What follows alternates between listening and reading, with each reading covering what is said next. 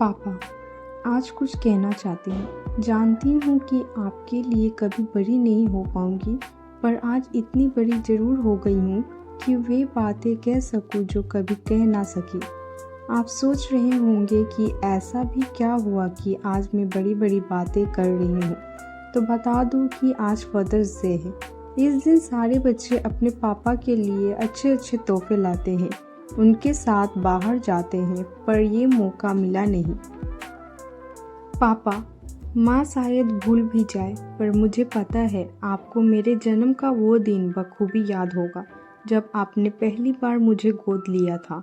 इस दुनिया में आने के बाद मैंने अपनी आंखें नहीं खोली थी, जानती ही नहीं थी किसी को।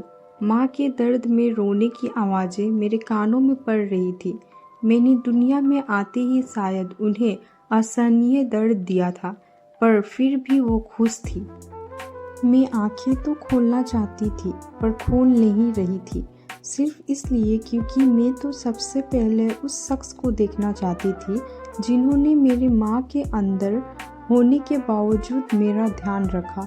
वह शख्स जिनकी आवाज़ सुनते ही मैं माँ के पेट के भीतर से भी बेचैन हो उठती थी कि कौन है वो जो मुझे इतना प्यार करता है। मुझ नवजात बच्ची के मन में ये सब बातें चल ही रही थी कि तभी कमरे में एक प्यारी सी आवाज़ आई, मेरे घर लक्ष्मी आई, मेरे घर लक्ष्मी आई, सबको मिठाई खिलाओ, जश्न मनाओ। मैं समझ गई थी कि आप कोई और नहीं, मेरे ही पापा हो। उस लम्हे में मेरी खुशी का ठिकाना नहीं था। हलचल देखकर माँ ने आपकी तरफ इशारा करते हुए कहा था कि आप अपनी परी को गोद में नहीं लोगे।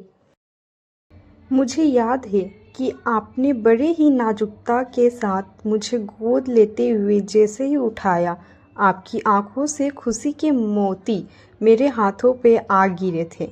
मैं समझ चुकी थी कि आप ही मेरे भगवान हो। मैंने मुस्कुराते हुए पहली बार अपनी आंखें खोली। सबसे पहले मैंने आपको देखा था पापा। आपकी गोद में मुझे अलग ही सुकून और सुरक्षा महसूस हो रही थी।